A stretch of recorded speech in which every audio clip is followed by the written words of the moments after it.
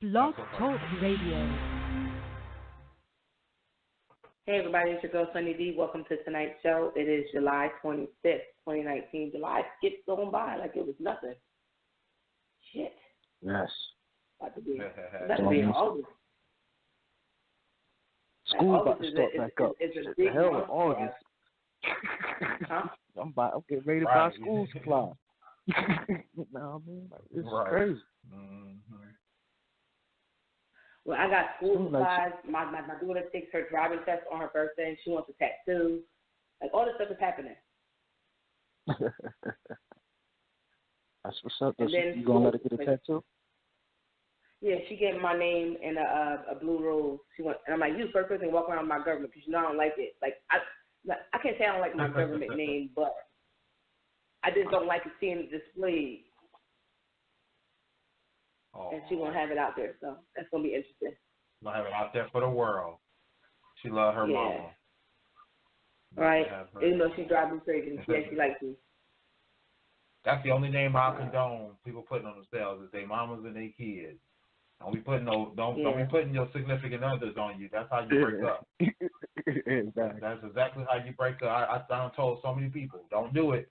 Don't put your wife. I don't care if y'all married. Don't put your wife on there, your husband on there. Guaranteed divorce. Yeah, guaranteed. That's the only time I will put a man's name on me, other than my child. Don't even do it then. Nope, don't even do it. That's guaranteed divorce. I promise you. I promise you. Every time. You be like, he was the best man ever. As soon as you put his name on you, it's over. It's over. He's gonna turn into a dog. You're going to turn into a cat. Y'all going to be having hot boy summers, whatever they're calling it right now. It's going to be a mess. Absolutely. Mark my words. Mark my words. Are you saying that from personal experience, Willie, or no? You said what? Not personal experience, but I've seen enough of it happen. I don't watch the most amazing relationships ended over a tattoo. Just ended. I blame the tattoo. I'm gonna give the people I blame the tattoo started all the bullshit. That's how I look at it. Clint, would you do that? Would you get your wife's name tattooed on you? Hell no. Hell no. Clint know what I'm talking about. It's a hood guarantee. You get your tattoo. You get the tattoo. As soon as the tattoo is on you, we might as well just the demise of it. It's over. It's over. It might last 5 years. It might last 10 years. One day it's gonna end because of that tattoo. Word up. Yeah, I ain't. Then it's like,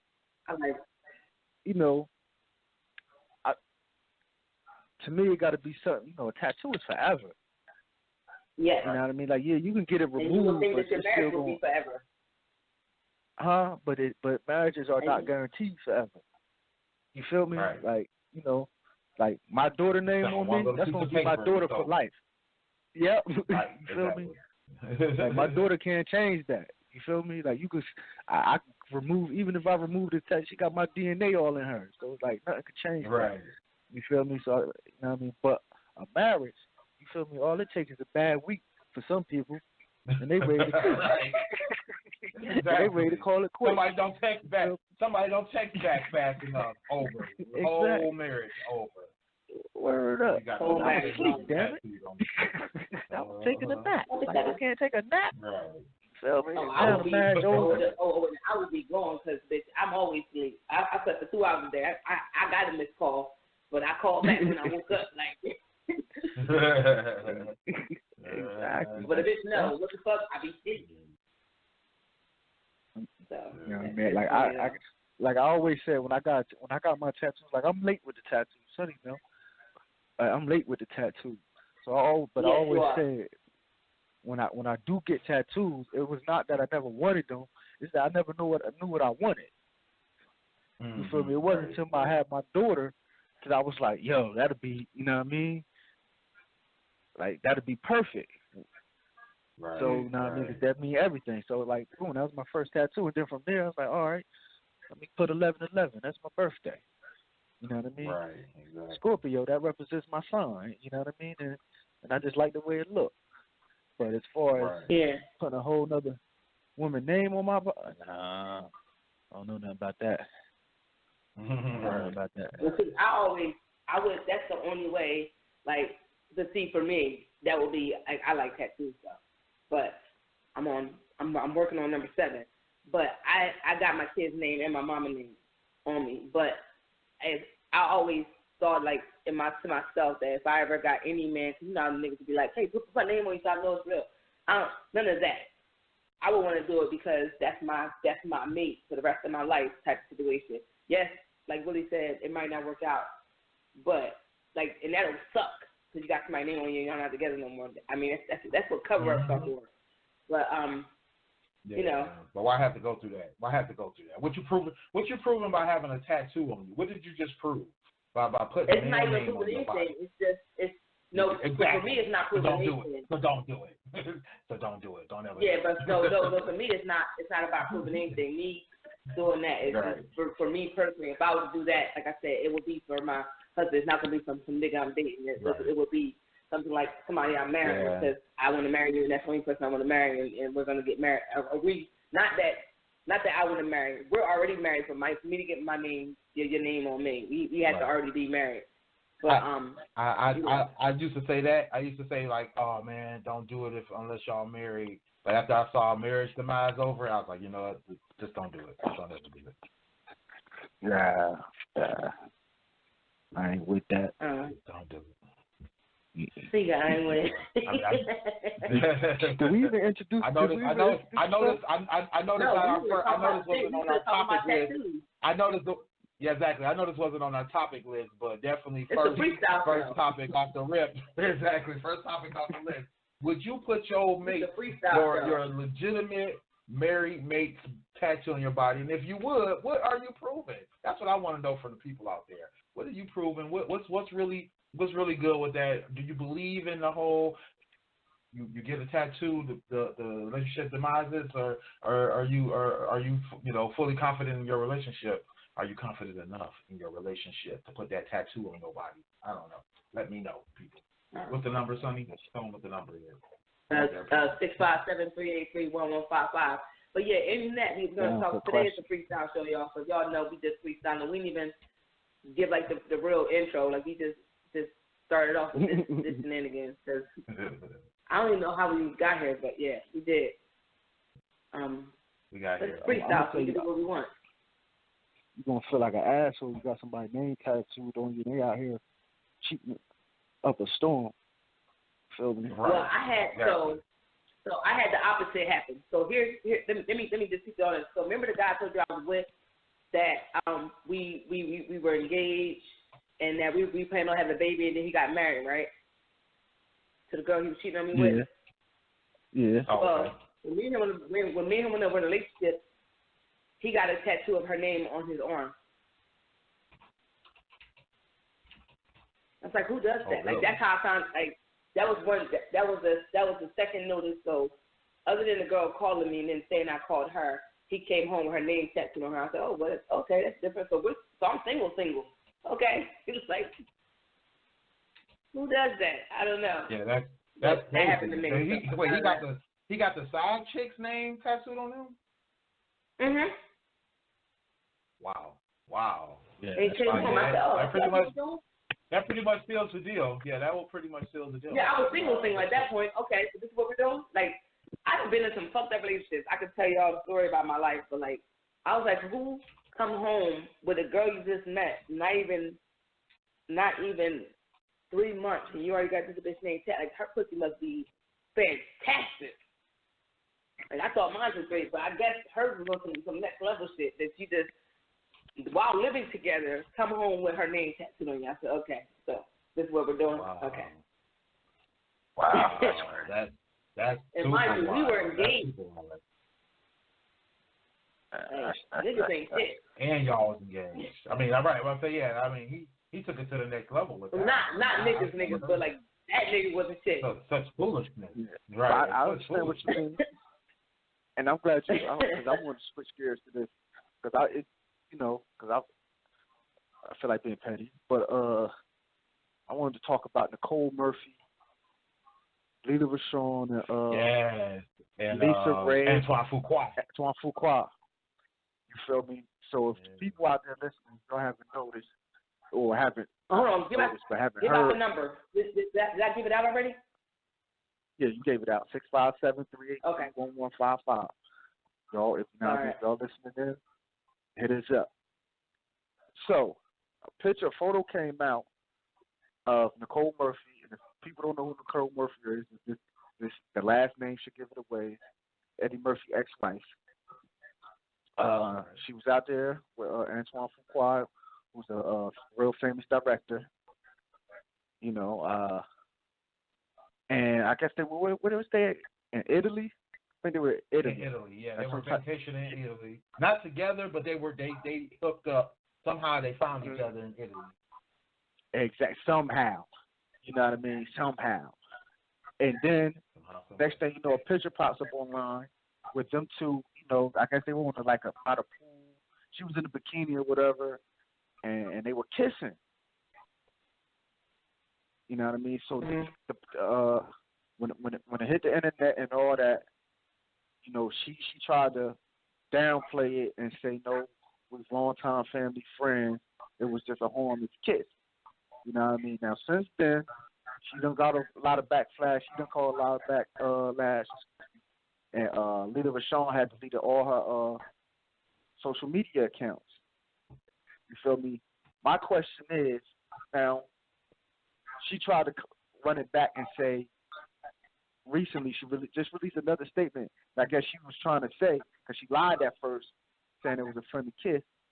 Now she's saying she was under the impression that old boy and Lita Rashawn was getting a divorce. But you know why she ran it back? Because there was a second picture in another location of them kissing. Exactly. Oh wow. Exactly. Yep. And that second picture was even more intimate. Huh? Okay. Now this is what I found out today. I'm about to. I got you. So then, you know, everybody knows Lisa Ray's sister is the Brat. You know, the rapper to the Brat, first female go platinum. So she was on her radio show. They was talking about it, and she said, "This is par for the course for Nicole Murphy, because she did the same thing to Lisa Ray. She's like, she did the same thing to my sister. When Lisa Ray was married to old boy who was supposed to be, what he did, he owned some type of island or whatever, was the prince or whatever. Right, yeah. He was the premier. The premier, which is the prime minister. No, she divorced that guy. But Lisa Ray's husband was the premier of Turks and Caicos. He was basically the prime minister of Turks and Caicos, or like a big, like one of the top ranking officials, almost like a governor. He was almost like a governor, but I think he was called a premier, something like that. Facts. So she said. So the Brat was like, you know what I mean? Nicole Murphy did that with him. Then TMZ, y'all can look it up. They called up to Lisa Ray. And Lisa Ray confirmed it. And then Lisa Ray was like, it wasn't just her. She did it to a couple of other people. And what Lisa Ray was saying was, you know, because I guess Lisa Ray had to admit that she kind of did some foul things in her life too, but she said she never did it amongst friends. And what she was saying was Nicole Murphy is known for doing this amongst people in her inner circle that's supposed to be friends. Right. Now, you know, I mean, so I guess my main question is, who should all the blame when a situation like this come up? Who should take the most blame? My initial reaction was Lita Rashawn should. First thing she should do when her husband get home was have them divorce papers right there for him. Because I feel like he was at fault. But now getting all this backstory, it was like, her doing it like friends. Yeah. Like, what type of home wrecker are you? Like, I mean, like, who would y'all really place all the blame on? Yeah. Right, here's the problem. Here's my issue. I blame them both. They're equally at fault. For one, as if you're friends with people, you just don't. If you want to be a thought, but don't do it with their men. Like, you fucking up their lives. Like, just go find other bitches that you don't know, fuck up their lives. Don't fuck up your friends' lives or people that you know, do shit like that. That's just foul.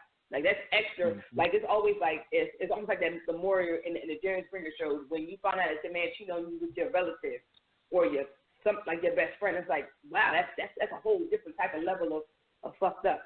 But for him, yes, like, you got to respect relationship. At the end of the day, nobody owes respect relationship except for you. If you don't respect it, nobody else is gonna respect it, and that's what happened. He didn't respect it, and this is why she was able to come in. But, like, are you intentionally seeking these dudes out, your friends, men out? Like, what the fuck is that about? Well, I don't believe that she was a friend. I think she tried to play it off because she was embarrassed. I think bottom line, Nikki Murphy knows she has a reputation. Nikki Murphy knows she has this aura about herself that she's an internet thought. I mean, she's a thirst trap on the internet right now, and she's already got a history with Lisa Ray's ex-husband. So I think she was trying to CYA. She was like, damn, this situation is not what I intended, so let me cover myself. So I think she said that out of coverage for herself. My thing is, she didn't know that they weren't not in a divorce or weren't in a situation like that. And if they were, they definitely weren't advertising it. So that tells you that wasn't her friend. She just said that to kind of cover herself. So she backtracked it because she like, wait, okay, now they got a second picture of us out here kissing.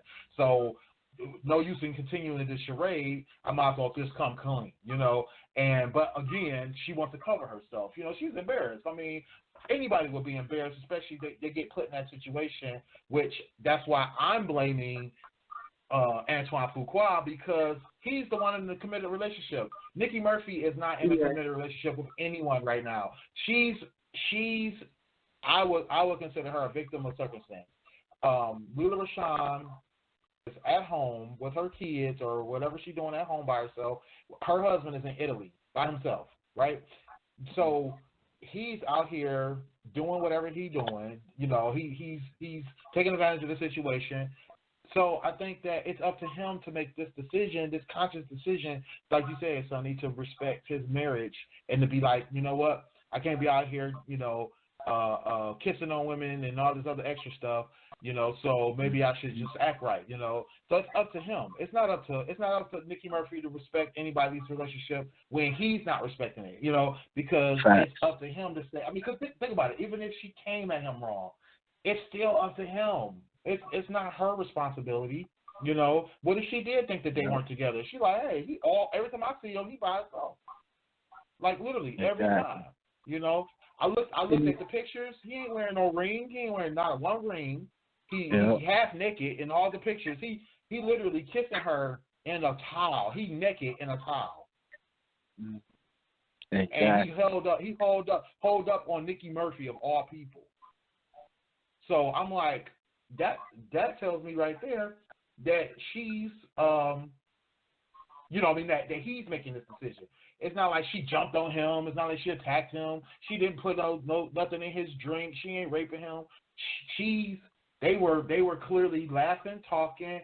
They kissed each other. I don't know what the situation for the kiss came in. But then when the second picture showed them kissing, they were sitting down, and he's still naked. Like, this dude is. I mean, I'm comfortable in my manhood. This is a nice looking dude. This dude got a body. Like, he's not out here just to be out here. He out here showing off. He literally showing off.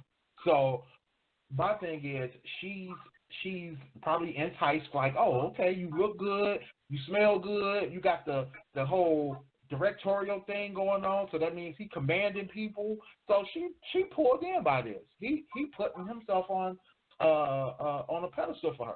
So that's on him. You know what I mean? It's not on her. Lil Rashawn, I don't know what her situation is. I mean, I feel bad for her, just because we don't know what her story is. What my hope is that maybe they are on the outs, is that this isn't a surprise for her. This isn't a new thing for her, so that she's not out here feeling depressed about this, because I know people was already shaming her because of her body. You know, if y'all don't remember her, Lela Rashawn is the same woman who played in Harlem Nights. She was Sunshine. Exactly. Lela Rashawn was Sunshine a bad man back in the day. Sunshine is, she was baby, the I ain't baddest when we was growing up. Exactly. So you know, and now she's you know she's a full figured woman. You know, she's still beautiful. She's just you know she ain't Nikki Murphy's type of body style, and that's fine. Some men prefer a Lela Rashawn over a Nikki Murphy. So she ain't about to be losing out here. But the thing is, people been body shaming her about the whole situation. Like, he trying to get with what Lela Rashawn used to look like, and he doing this, and it's like, no, it's not about that. He married this woman. He married her for better or for worse. Death do us part. So that's his responsibility to be with her, regardless of what her body type is now. You know. So I think it's still up to him to make that decision, not Nikki Murphy. Nikki Murphy, I think, is just covering herself. That's all. Yeah, I feel the same way. That's why when I first seen that, I tweeted that out. That was my first tweet. Like, man, Lela Rashawn need to have them divorce papers ready as soon as they get home, because if they ain't divorced yet, you feel me? They should be divorced now. You know, because obviously. He was too wild. I mean, it's like it's a certain level of respect. He was too comfortable. It's a certain level of respect. Like even like now, I mean, always like it's hypothetical. So I mean, let's say they're not married. Let's say me and Sonny, we're in a relationship. We're not even married, right? But we on the outs. It's still a certain level of respect. Like even if we're on the outs, if it's not officially over yet. I shouldn't be entertaining no other woman, and that's how I see it as far as just being boyfriend, girlfriend. Now, even if we're married and we're not even divorced yet, you know what I mean, and we're still going through the process. Like, come on, be a little discreet. Don't be so wide open and disrespectful. Because now, like you said, Willie, like you pointed out, she's getting a backlash. She's getting residual disrespect. You feel me? For a situation that she has no part of. So I kind of disagree, just because I was in a situation. not personal situations coming into play, but you know, so I kind of disagree on the whole. If you're in the middle of a divorce, do what you gotta do. I feel like, you know, do what you gotta do, because the divorce can go on for a long time, and I was in the middle of a divorce for 4 years. So, I mean, at some point, you might just want to have a life of your own.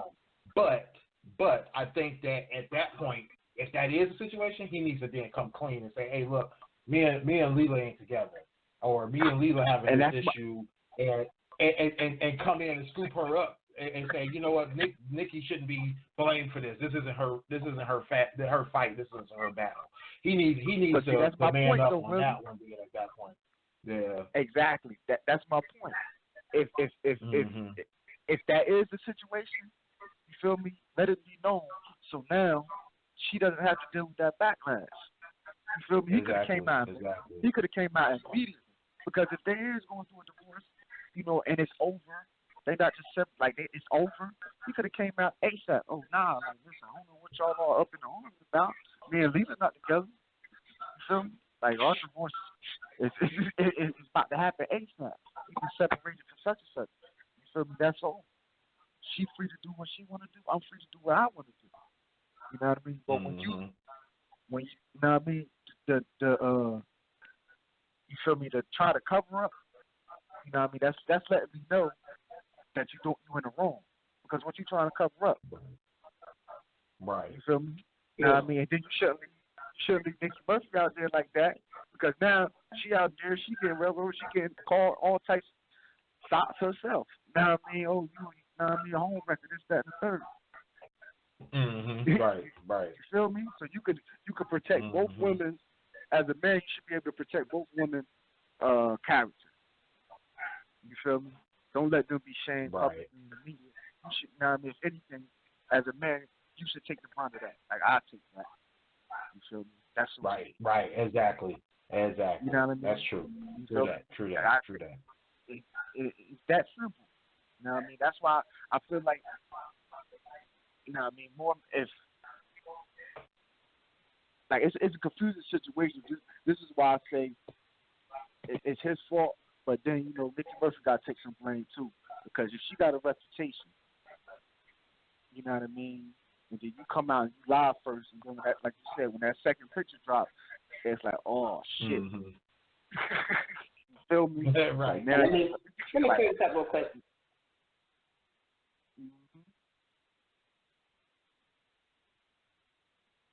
It's weird.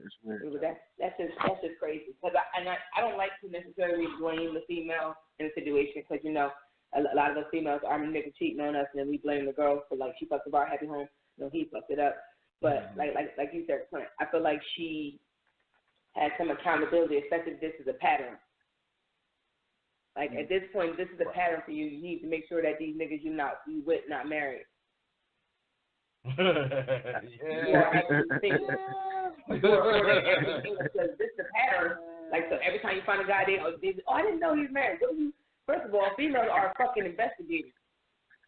We are we can, like, by the time you tell us your first and last name, we done found you on every social media outlet, that went through about 70 pictures, went through your comments, read them, thought about, like if somebody applied a certain way, we on their page, like this is the world of the female CSI, especially with the internet. Like you like you can't say you don't know this nigga, not, like, you know.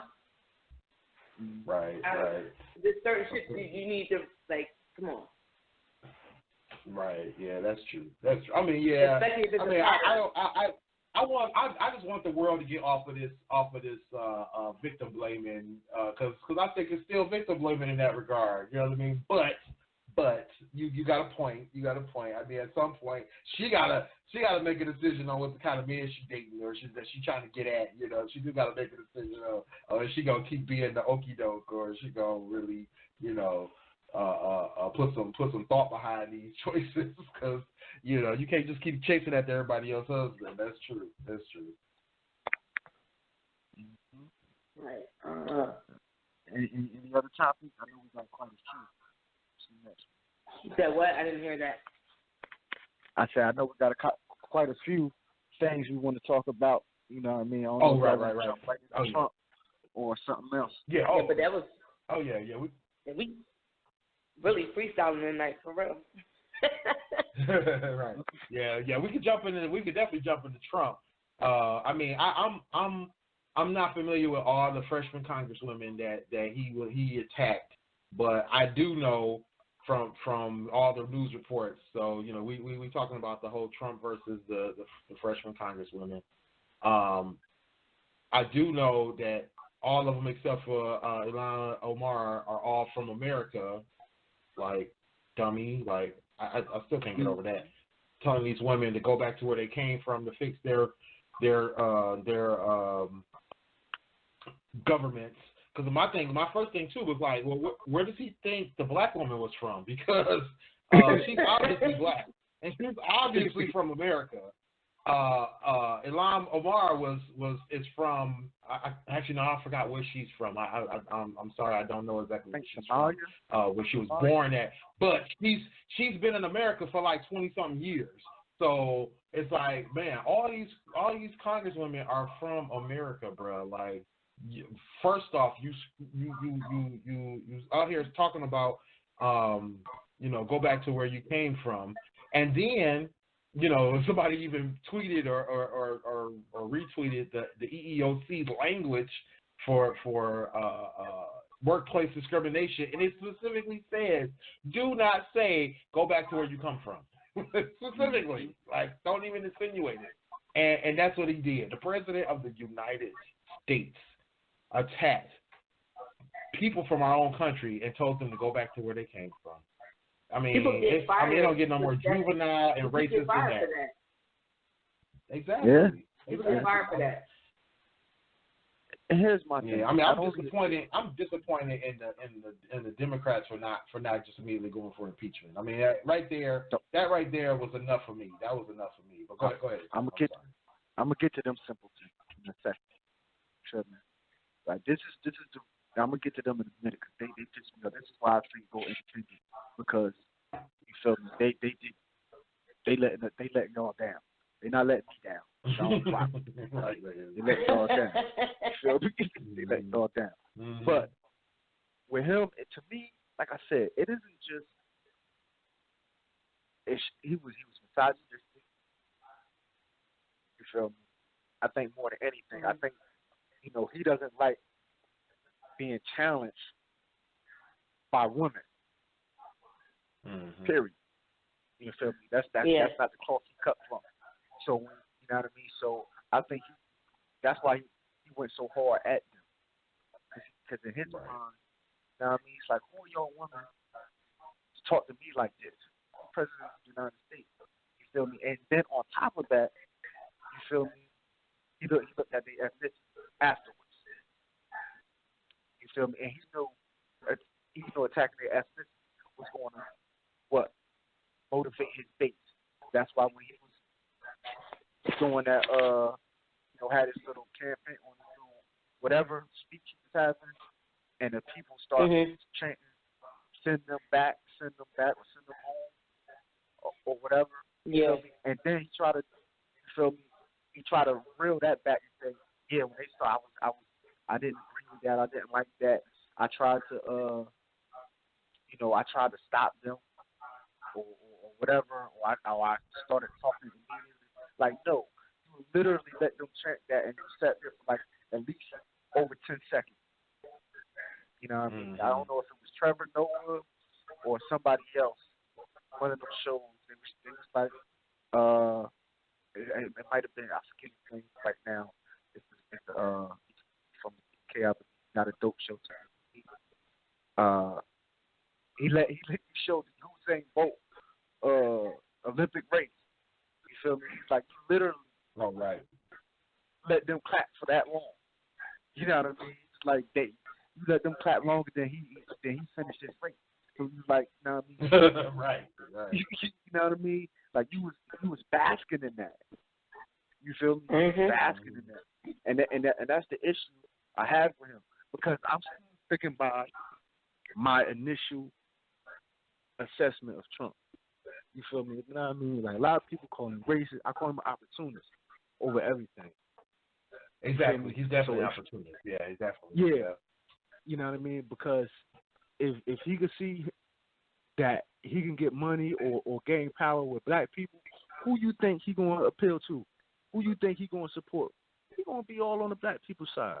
You feel me? That's why he was always in them. You know, he loved when the rappers say his name and all them type stuff. You know, and he documented it of helping some black people. You know what I mean? He only doing this stuff. You feel me? Because he know the people who put him in power. You feel me? Like that type of rhetoric. You know what I mean? They like you know what I mean? Like y'all said, like everybody said, he brought out the races. He making them bold. He's emboldening them. You feel me? He's because emboldening them. He know, because he know that's his base.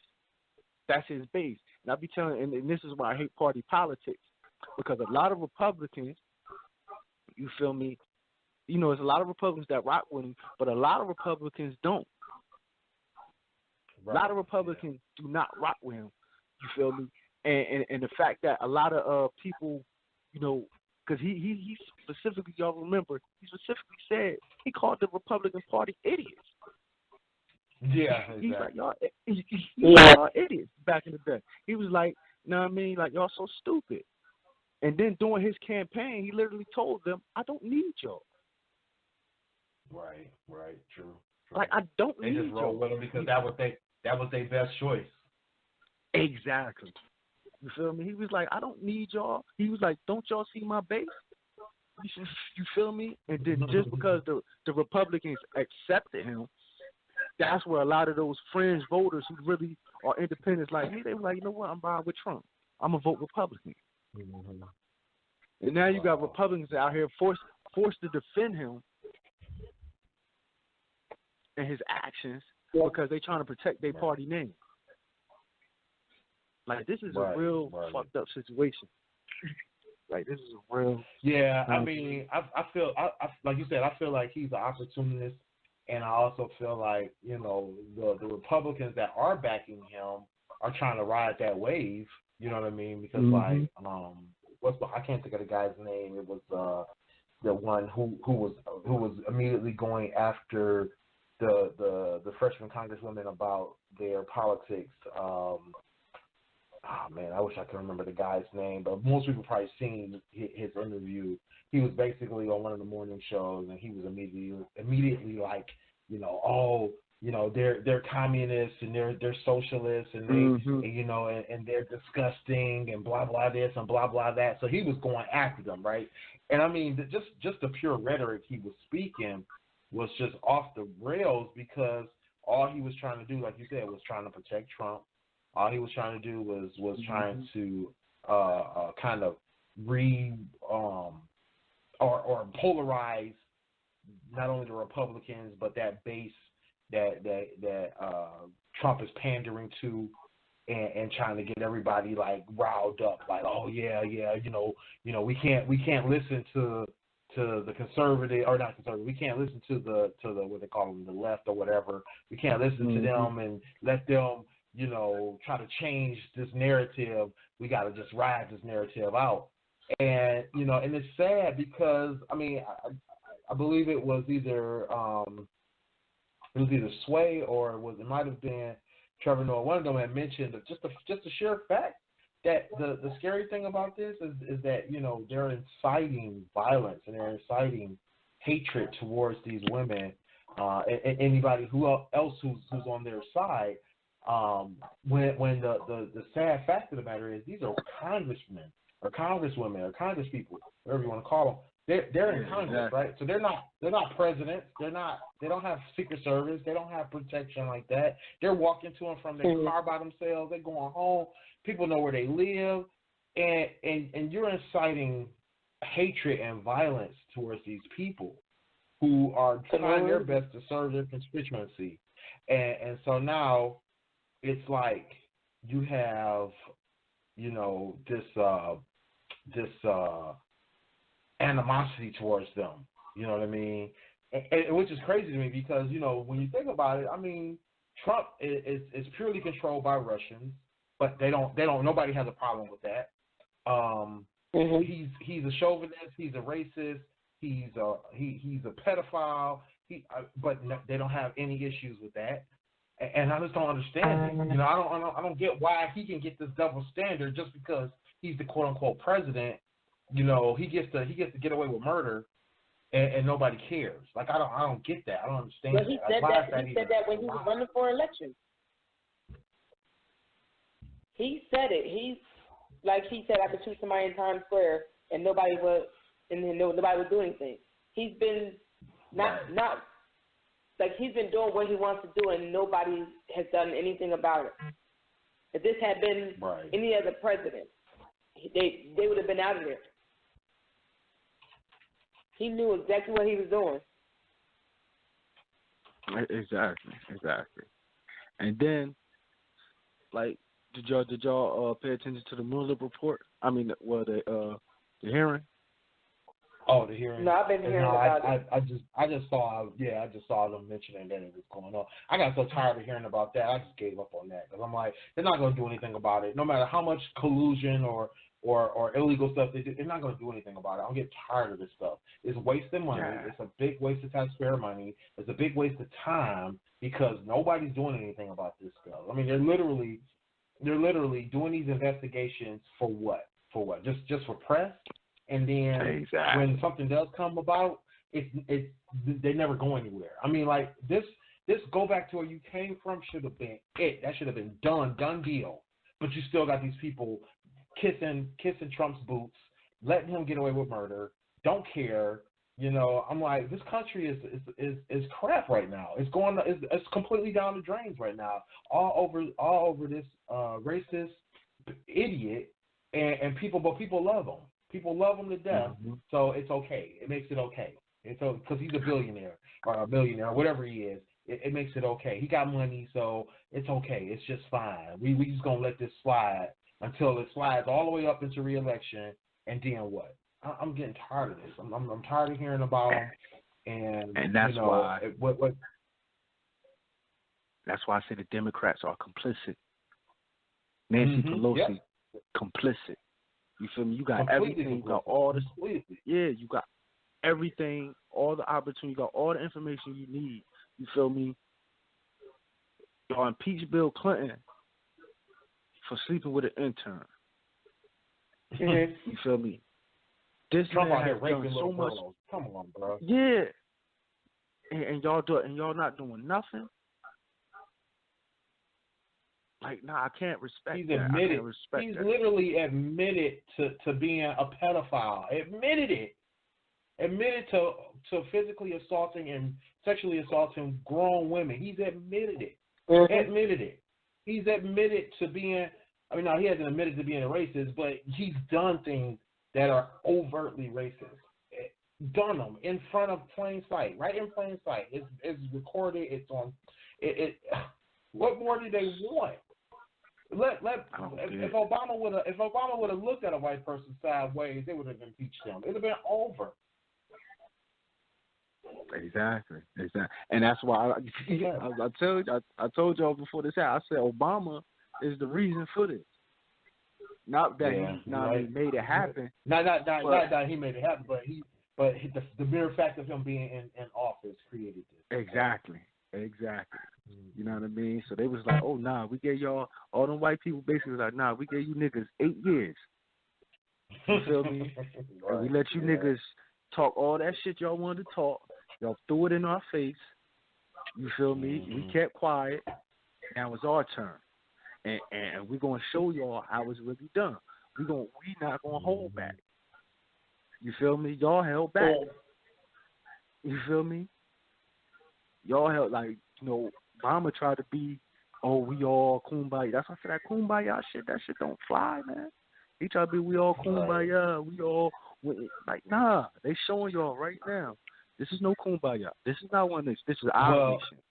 And y'all just here. Well, this is my thing, too. Not only the kumbaya of it, but my thing, too, is just that I feel like this. Like, I mean, I always felt like, Obama wasn't the answer. It was a good stepping stone. But I just couldn't believe, I just didn't fathom the belief that as a party that the Democrats could allow just the pure recklessness of it, in terms of what they allow with Obama and then what they're now allowing with Trump, the exact polar opposite of what's happening with Trump. The disrespect of Obama, the disrespect of the presidency. I mean, they literally didn't respect the office of the president at all while Obama was in office. And now that you have somebody who doesn't respect the office in office, they're allowing that now on the opposite side. And it's like, y'all didn't do nothing about this when it was Obama's turn, and y'all definitely ain't doing nothing about it while it's Trump's turn. I don't understand. Like, how do you let both just slide? Like, how do you just allow this? I think it's really and at this point, I think the freshman Congresswomen that are in there doing what they're doing, I applaud them. They're the only ones doing anything at this point, even though they can't do much because they don't have a lot of power. But they're the only ones saying something. They're the only ones trying to make a mark, trying to at least put people to the I forgot what the term is. They literally put them to terms with their own BS. They're saying, look, y'all gotta own up to this BS. Y'all gotta be able to sit here and explain to us why y'all are doing what y'all are doing. They're the only ones doing that, and that's sad. Because it's just a minority of them. It's just a small group of them doing that, And at this point, the whole system needs to be turned upside down because obviously these long-term status quo what you call them, not industry, but establishment Democrats. It's over. It's got to be over for them. It's got to be over for them. Republicans gonna ride together and die together. They done showed us that for the last, 4, 5, 6 decades. But these Democrats, they gotta go. They gotta go. It's ridiculous. It shouldn't be allowed. They're literally just low key in office to allow the Republicans to do what they want. I mean, that's basically what they're doing. They're just in there as covert operatives for the Republicans. That's basically all they're doing. It's sad. It's a sad state. Hold on. I want to add this caller, and I believe it's Dame, but I'm not sure. Hold on. Caller, you on the line? Hey, y'all not going to talk about Obama's canned soup to get him impeached? You know what? Man. You know what? Basically. I mean, they wanted his head just because he went on a vacation. His wife wore some shoes in a vest that cost a bunch of money. They wanted to get her about that. They rich though. Like, she was rich before they got in office. But you let Trump act a fool up in office, just a utter and complete fool. No problem. Everything's cool. It's all right. She showed her arms, and she's a disgrace. Mm-hmm. This man out here telling people to go back to where they came from. They're American. Yeah. So through with No, when Trevor Noah did that, I died because I didn't initially know that happened, and then I watched my little Trevor Noah clip from his Daily Show, and when he said that, I was like, wait, what? And for him to say that, that's crazy. This man can really literally do what he wants, and no one says anything. But it's not really that he said it. It's that he didn't know no better. Yeah, right. I think he knows better. He just don't care. Because now he's giving me flashbacks of Bush, and y'all know how I feel about Bush. You feel me? W was the worst. W was the worst. I don't care how we could talk all this junk, all this shit about, you know what I mean, old 45, but 45 ain't do half of the foul stuff. You know what I mean? That W just did it. You feel me? Right, W, exactly. we just gonna shoot all that. They get killed. Yeah, they get killed. That's how, you know what I mean? He's comical though. Like W is weird, he's comical, but he had that, you know what I mean? He had that innocence, that naivety. I ain't saying that word. He's naive sometimes. You feel me? Mm-hmm. Y'all know what he's talking about. And that's how, you know what I mean, that's how Trump's starting to sound. See, before, in the beginning, that's what I'm telling y'all, it's getting to him, y'all. It's really getting to him. Y'all got to pay attention. In the beginning, he was way more brash. He was made, you know what I mean, he was way more, you know what I mean, brash. Yeah, he would slip up with the tongue, but them slip-ups is coming more and more and more. He's getting rattled. Like, you see how he just got into it with the reporter, though. They was just showing the clip. Oh, you the worst. Hey, Clint. Right. Clint, to add to it, you know how older people get when they get, the older ones, when they start getting older, they start getting a little bit more less tactful. They're not as tactful. They're more belligerent as they're getting an older age. So this is him being him, but much worse and much more meaner. Because he is the oldest president that we have sitting ever. Facts. You're right. You're right. So this is just him not caring no more because he's older, and for some reason he's untouchable. Because if you think about it, why come? Yeah, I'm using this horribly. But why come? The Me Too movement. We got Harvey Weinstein, Bill Cosby.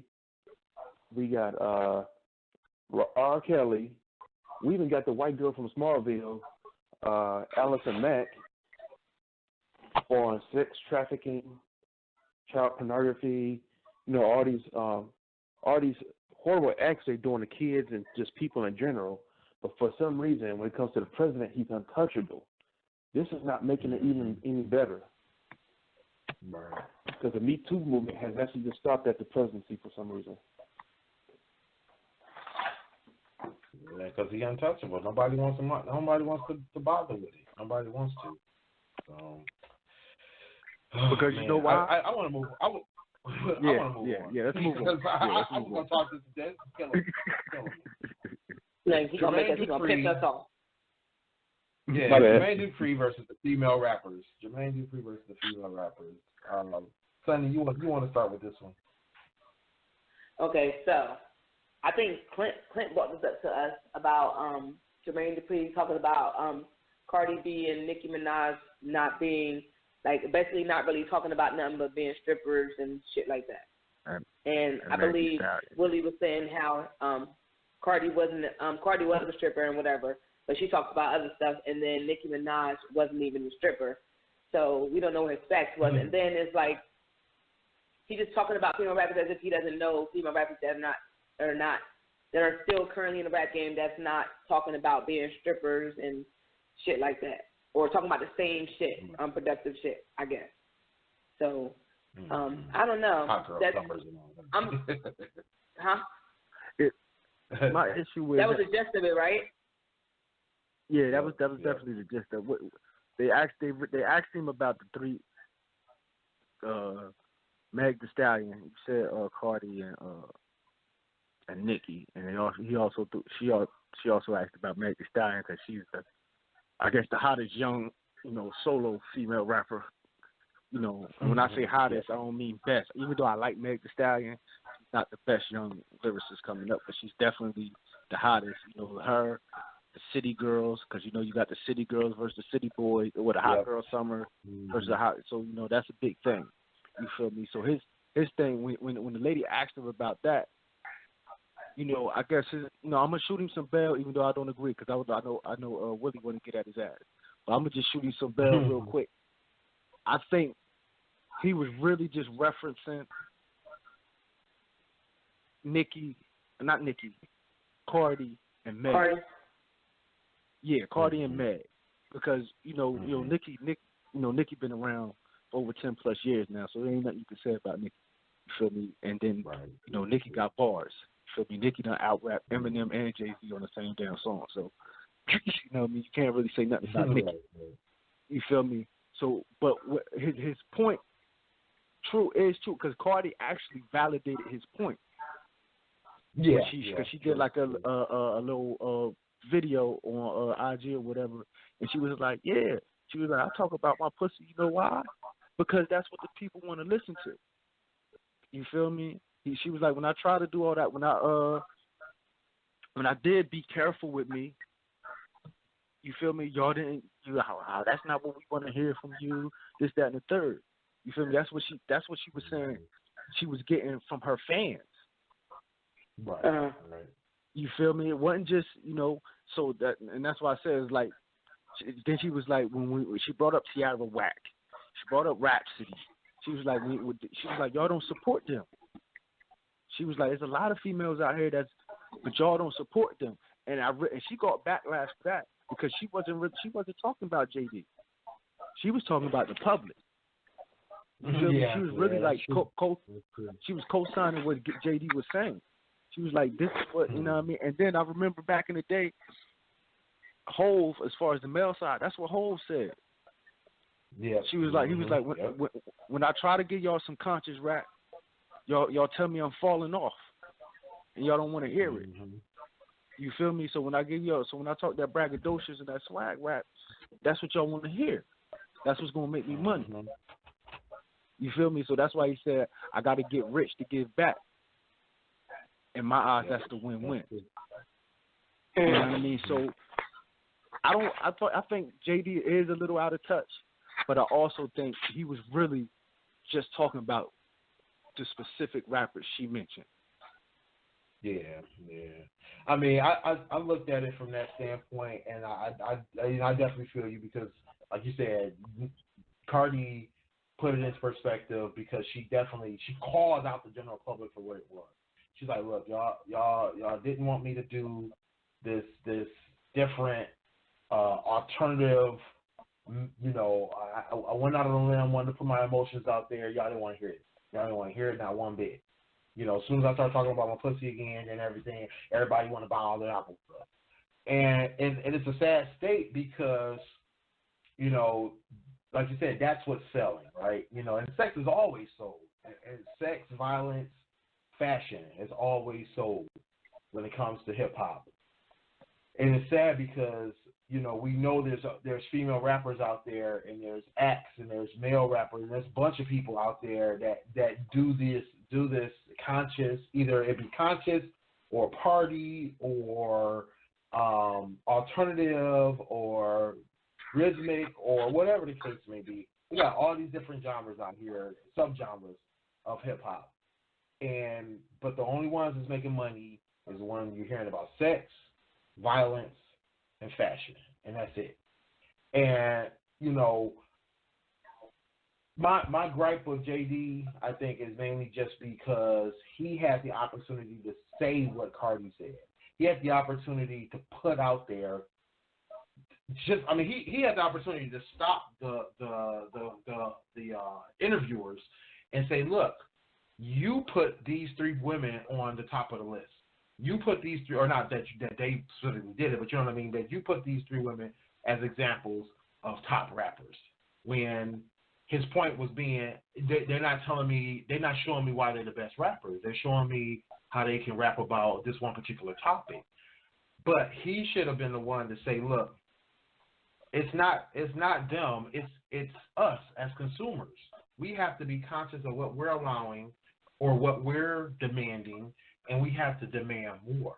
If we want top acts, if we want talent, if we want to experience hip-hop for what hip-hop is supposed to be about, then we will demand more, and we'll support more or different, support different, support conscious, support party, support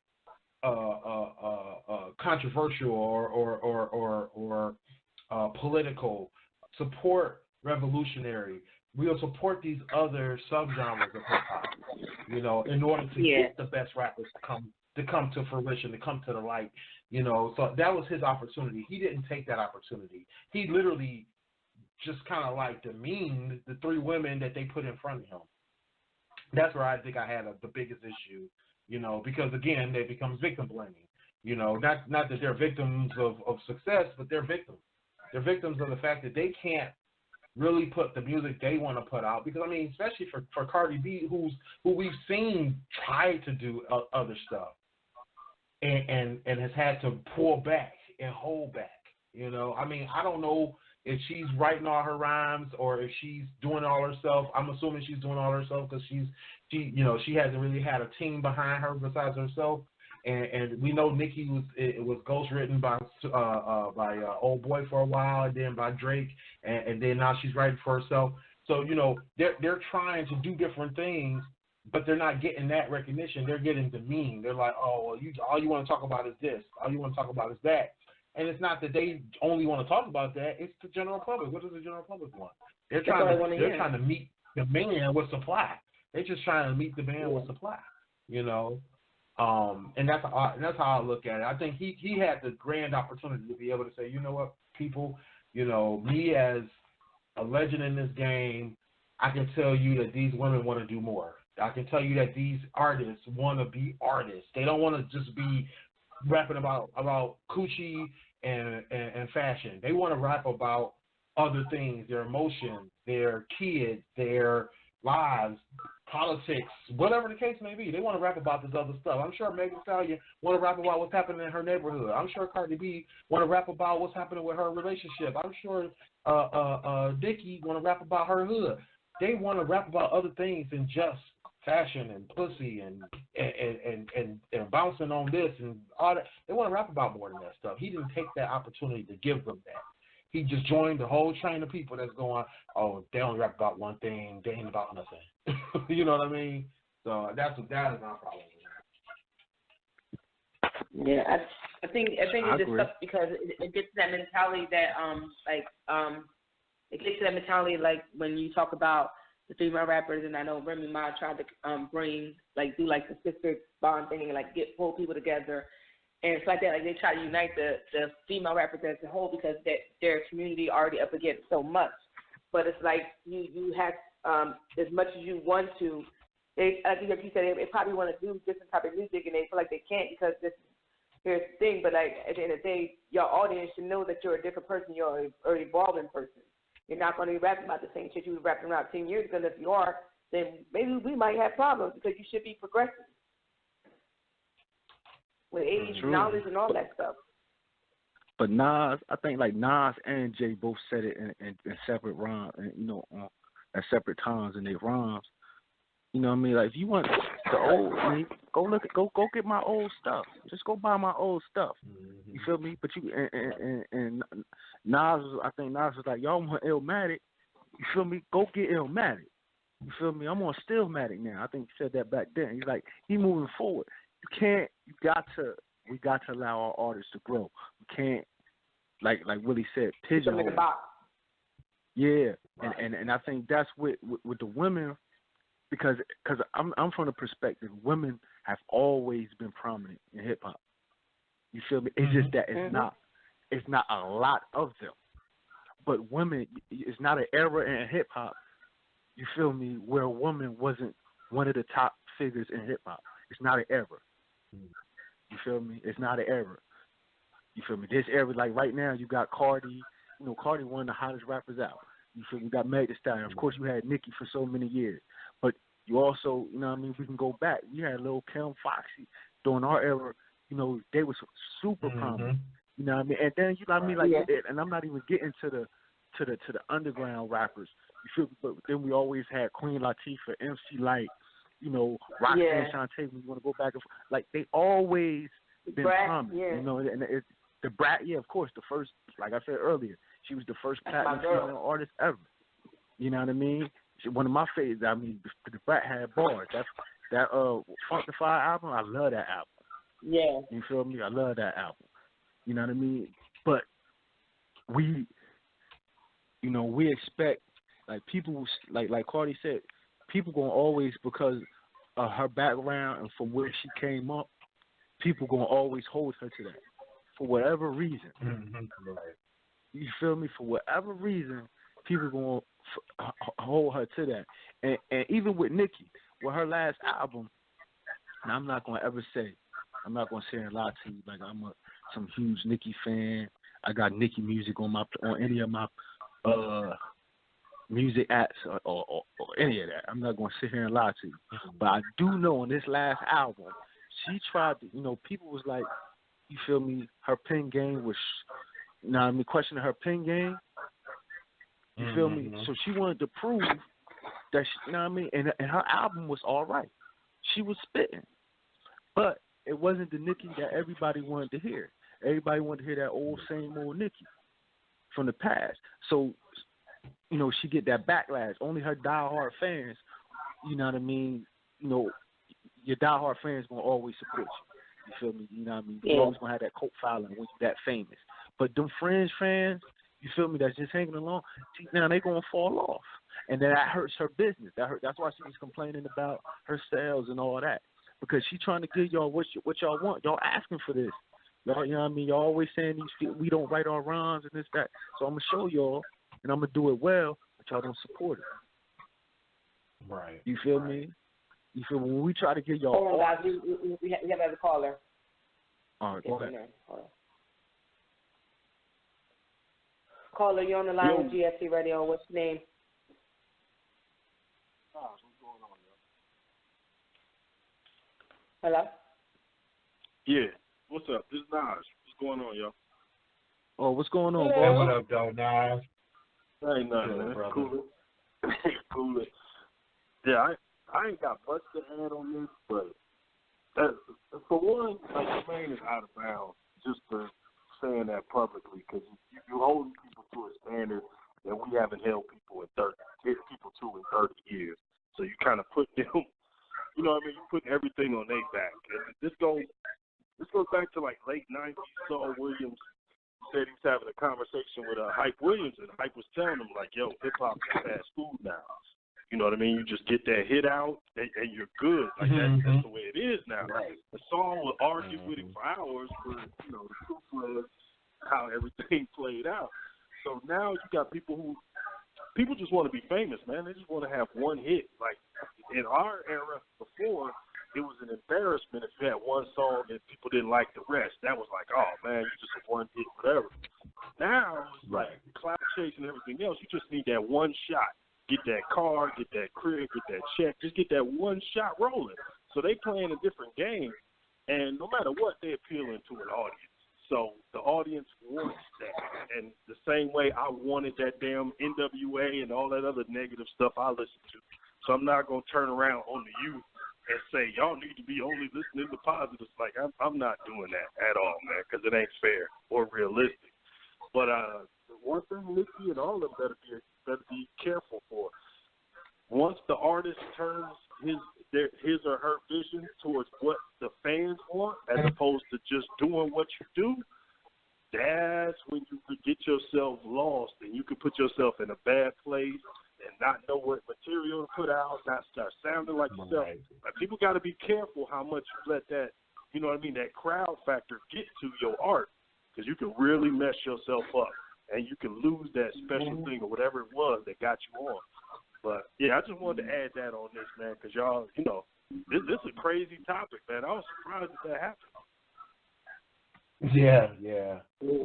I mean, I think you're right. I mean, it's like you said, hip hop is fast food for sure. I mean, it's been like that for a long time. Like you said, it's been years since we're holding anybody accountable for that.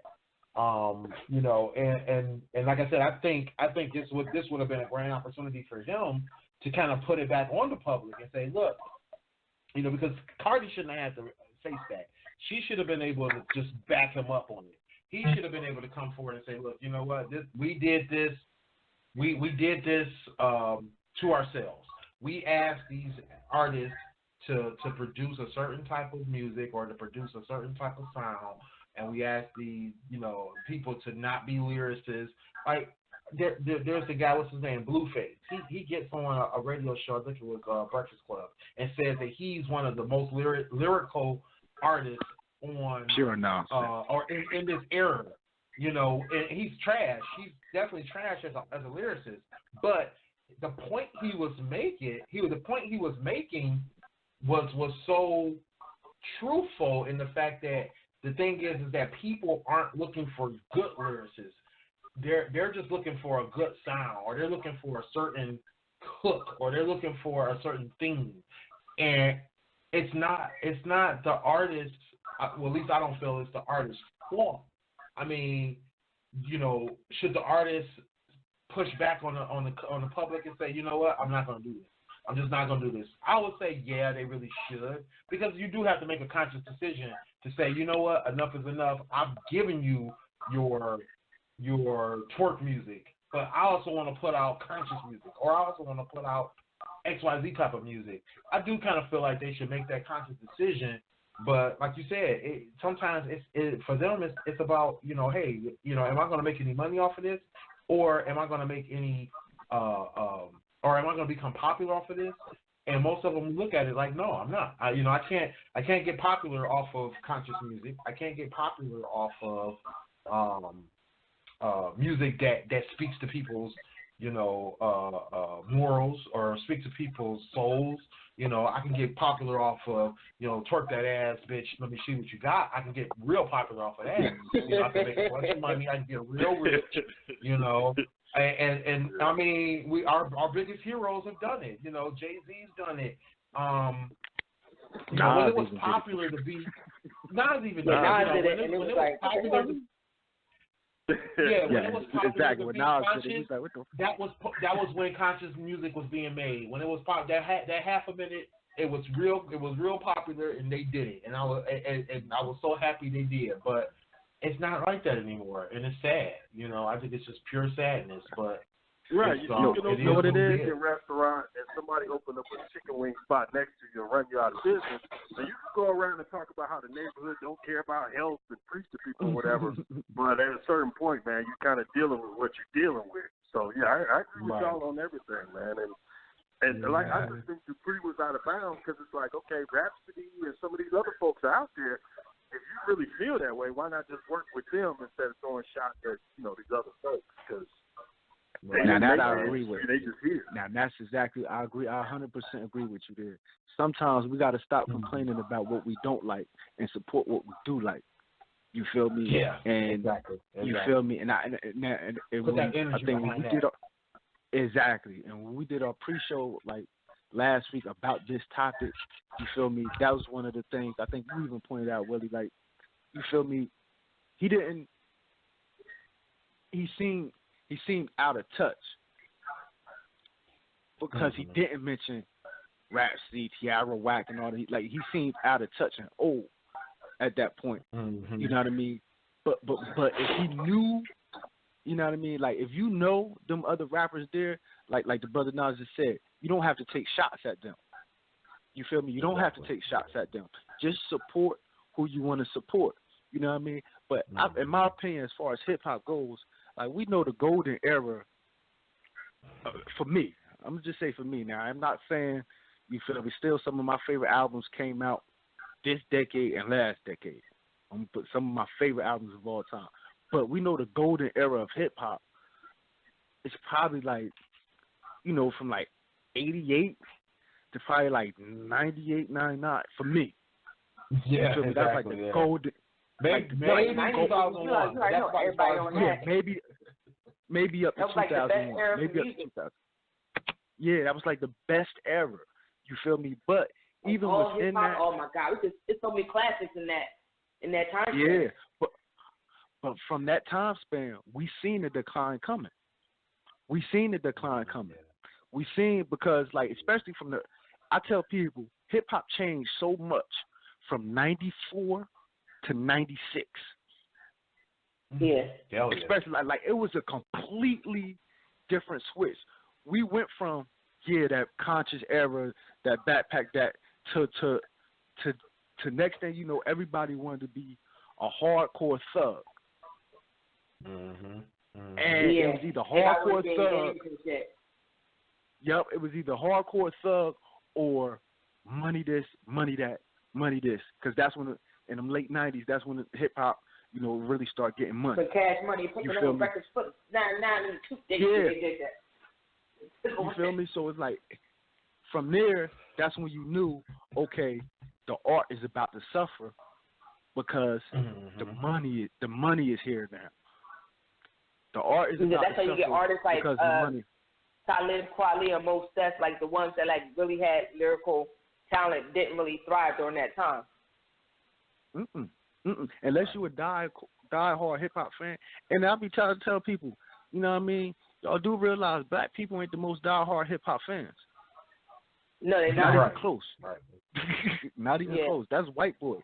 You know what I mean? So when you go to a Talib Kweli, if you go to a Talib Kweli, Mos Def or Wu-Tang, you know, I'm a Wu baby.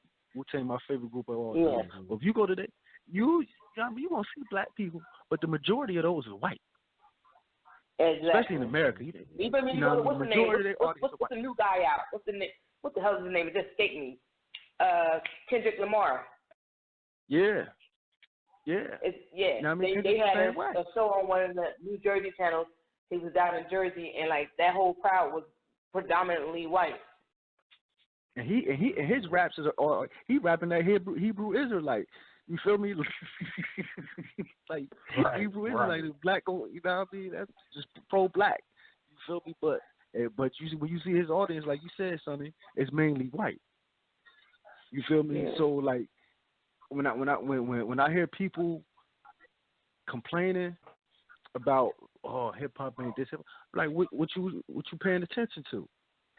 You feel me? What are you supporting? You know what I mean? Because none of my playlists, you feel me? Yeah, I got some of that ratchet music. If you listen to hip hop, you tell me you don't like no ratchet, some of that ratchetness. You know what I mean? Especially even when we was growing up. You feel me? The 69 Boys or the what was the you know what I mean? All them little ratchet songs. Oh right. We used to love back in the day. Like, come on, you know what I mean? 2 Live Crew. 2 Live Crew. You know what I mean?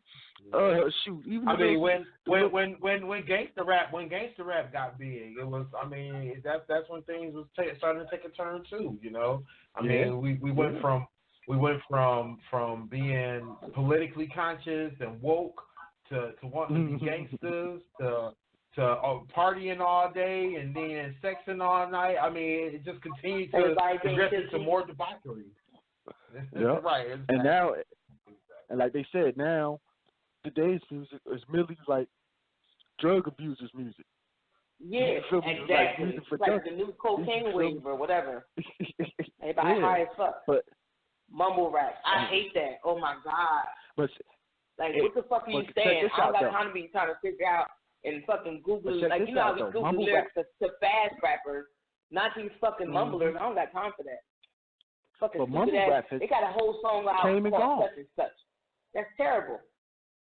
It's not a real song. But mumble rap has really like came and gone quick too. That was a fad. You feel me? Well, same concept though. Like some of this stuff ain't gonna last as long as like trends used to, because they'll be on to the next thing. So rap is moving like at a real fast pace. But you know, a lot of it, I just be like, okay, that ain't for me. And if we keeping it a buck, the problem is early 90s or golden era that you're talking about, there was balance because there were so few rappers, people getting signed. You had some positives, some negatives, some crazy stuff or whatever, and you just made your choice on, you know, what you want to listen to. Now, since so many people can't get in the game, it just, like y'all talked about, when the money came in, it just became about, okay, I got to get this hit on, so I'm trying to just, you know, do what somebody else did or similar versions. And, you know, it just is what it is now. But I don't know, man, because I can clearly remember, like, native tongues, like African medallions was more present in those videos than chains. Like, we really think about how that era went. Word up. But I had one. That's where we were at that point. Yep. Like, that's where we were in that mental space. Right now, our mental space is kind of what we see it now. So it kind of reflects what's going on. I don't think the music dictates life. I think life dictates the music. You know what I'm saying? Yeah. True. Yeah. True. That's true. That's true indeed. You know, it's so crazy. Yeah. You feel me? You could turn on the radio and play 10 straight songs of some of these new rappers, and you won't even be able to tell who's who. And I too. Yeah. You know what I mean? That's a fact. They all clones. They all clones. Yep. They all sound the same. Like you feel me? Like sometimes I'm like, yo, who is this?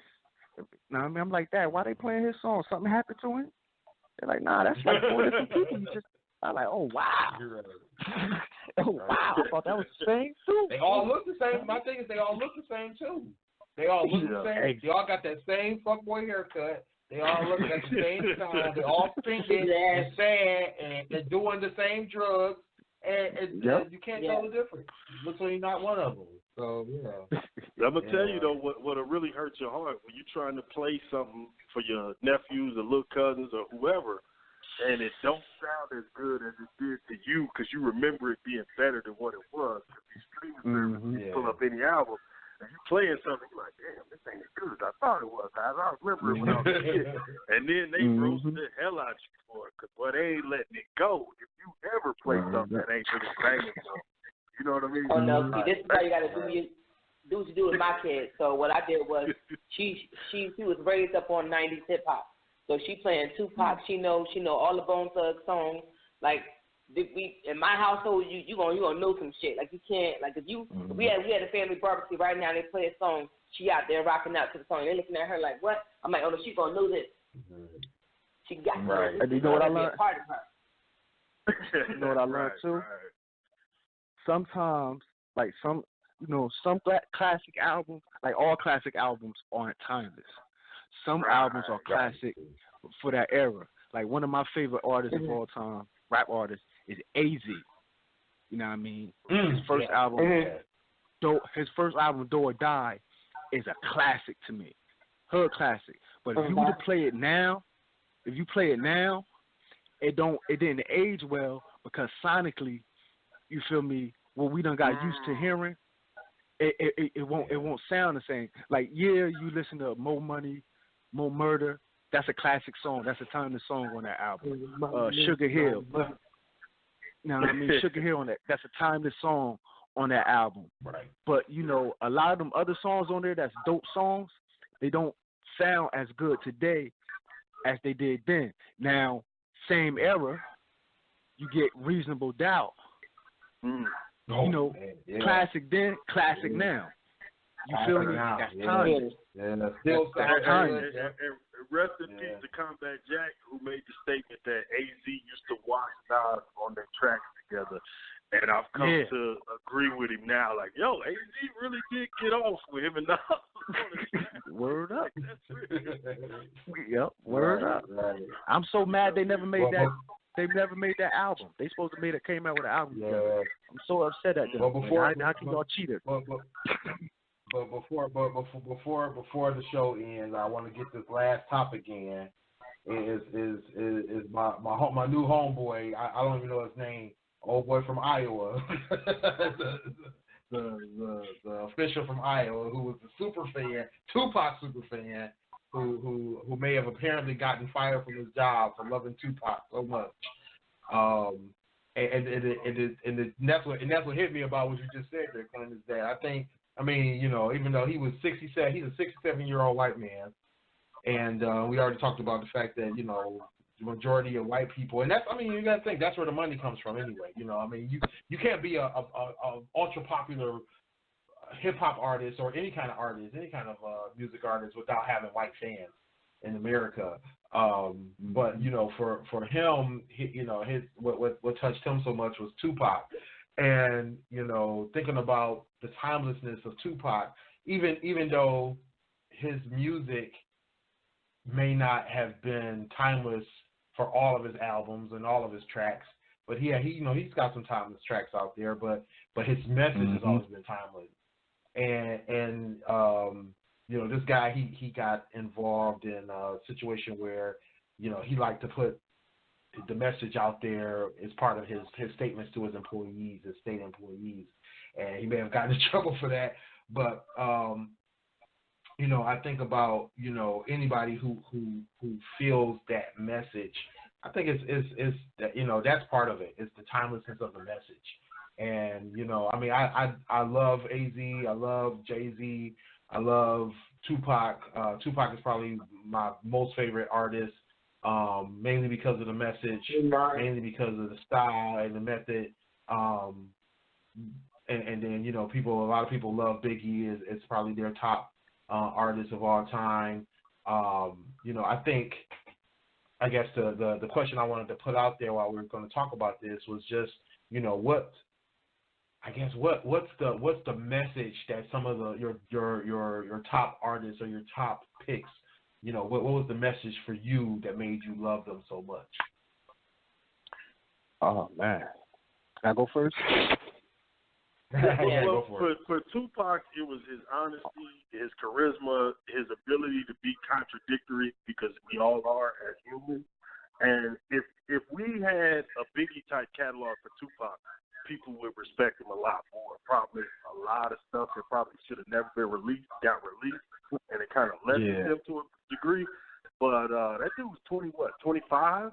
I don't even think Pac would have been rapping at a certain point in life. He probably would have done something much bigger as far as just having a global effect. And I don't think people understand that there are people from my era, like women, who they don't have a picture of MLK and JFK. They have a picture of Pac up in the house. I don't think people understand how heavy it was. The impact. When you start looking into his mother, Afeni, going to court by herself, fighting against the state of New York who wanted to kill her while she's pregnant with Pac. Man, that's just deep, bro. So salute to that brother. Rest in peace. With me, real quick, I'm gonna just I think Biggie my favorite of all time. I just like him and AZ. They were just so smooth and so confident in themselves. So, I love Big. He tells black and ugly as ever. However, that's just, that's the ultimate bravado. I'm confident in me. And when you listen to AZ rap, his flow was just flawless. And then, DMX, Joe Budden, Joe Budden, his catalog, everybody forget his albums, but his music catalog, that series, you feel me, is so introspective. And so, DMX was the same way. They were so aware of themselves, you know what I mean, and so deep that it makes you think about yourself. It makes when my thing is look in the mirror, You feel me? That's the scariest place, and they stayed in that mirror. That's why I love them. And of course, Wu-Tang, Wu for the baby. I'm about to say, Button was very underrated for that. Yeah, Button was very underrated for that. Yes. Yeah, Wu-Tang forever. Yeah. Wu-Tang forever.